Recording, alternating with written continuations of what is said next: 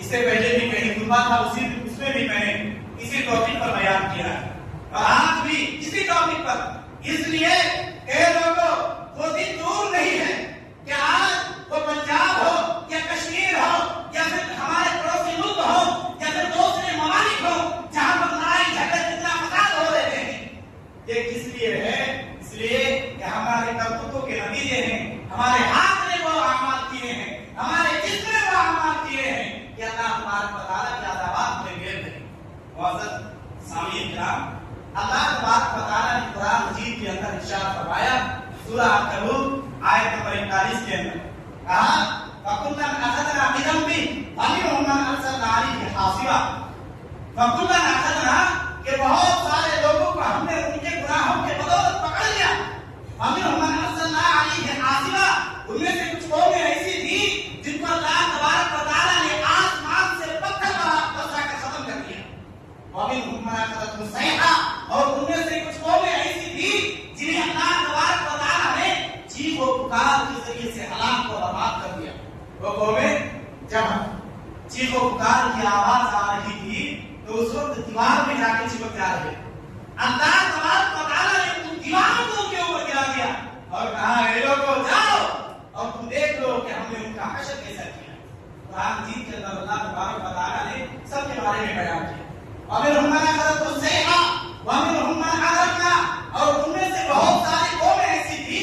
جنہیں اللہ تبارک و تعالیٰ نے پانی کے اندر ڈبو دیا۔ نوح علیہ السلام کے قوم کو اٹھا کر دیکھیے، تفسیر میں جائیے اور احادیث نبویہ کا مطالعہ کیجیے، آپ کو معلوم پڑے گا کہ نوح علیہ السلام کے قوم کو اللہ تبارک و تعالیٰ نے کس طرح سے ہلاک و برباد کر دیا۔ یہاں تک کہ نوح علیہ السلام کا بیٹا جو اللہ تبارک و تعالیٰ کو ایمان نہیں لایا تھا، اس نے کہا کہ نوح علیہ السلام نے کہا بیٹا آجا، تو کہا کہ آپ کو دیکھ رہے ہیں پہاڑ، آج اس کے اوپر چڑھ کر میں جاؤں گا۔ اللہ تبارک و تعالیٰ نے قرآن مجید کے اندر ارشاد فرمایا الا من رحم وحال بینہم الموت فکان من المغرقین، کہ باپ بیٹے بات ہی کر رہے تھے کہ اس کے درمیان پانی کا موج آیا اور اس کو ڈبا کر لے گئے، کہاں پہاڑ میں چڑھ کر بچ گئے؟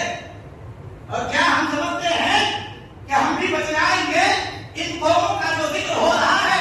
اللہ تبارک و تعالیٰ نے ان قوموں کو بارے میں ذکر کس نے کیا؟ کہ ہم سے زیادہ کئی سو کا زیادہ ان کے پاس طاقت تھی، یہ کوئی ایسے تھے جو لوہے کو پکڑتے تھے تو موت بن جاتا تھا، کوئی قوم ایسی تھی جو اگر پہاڑ میں ہاتھ ڈالتے تھے تو تراش کر اچھے سے اچھا کروا دیتے تھے، کوئی قوم ایسی تھی جو اتنے لمبے تھے تو کہتے تھے کہ میں ہوا سے بات کروں گا، لیکن اس کے باوجود اللہ تبارک و تعالیٰ نے تمام کے تمام قوموں کو اس طرح ہستی سے مٹا دیا۔ کیا ہم سمجھتے ہیں کہ ہمیں اللہ تبارک و تعالیٰ اس دنیا سے نہیں مٹائے گا؟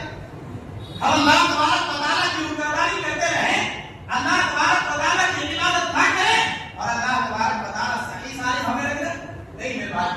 اللہ تبارک و تعالیٰ کا عذاب آج نہیں ہے تو کل یقیناً آ کے ہمیں اور آپ کو گھیرے گا۔ اور کہا اللہ تبارک و تعالیٰ نے اسی آیت کے اندر وَمِنْهُم مَّنْ خَسَفْنَا بِهِ الْأَرْضَ، ان میں سے بھی بہت ساری قومیں ایسی تھی جنہیں اللہ تبارک و تعالیٰ نے زمین کو کر دیا، زمین میں دھسا دیا، کاٹ دیا۔ وَمَا كَانَ اللَّهُ لِيَظْلِمَهُمْ وَلَٰكِن كَانُوا أَنفُسَهُمْ يَظْلِمُونَ۔ اے لوگوں کیا سمجھتے ہو کہ اللہ تبارک و تعالیٰ نے ان پر ظلم کیا؟ نہیں، بلکہ انہوں نے اپنے نفس پر ظلم کیا۔ اللہ تبارک و تعالیٰ کسی پر ظلم نہیں کرتا۔ وَمَن يَعْمَلْ مِثْقَالَ ذَرَّةٍ خَيْرًا يَرَهُ، اے لوگوں اگر ذرہ برابر بھی تم نے بھلائی کا کام کیا ہوگا تو اللہ تبارک و تعالیٰ یقیناً اس کو دے دے گا۔ وَمَن يَعْمَلْ مِثْقَالَ ذَرَّةٍ شَرًّا يَرَهُ، اگر تم نے ذرہ برابر بھی برے کام کیے ہوں گے تو یقیناً اللہ تبارک و تعالیٰ تم کو پکڑ دے گا، اس کا بدلہ ضرور دے گا۔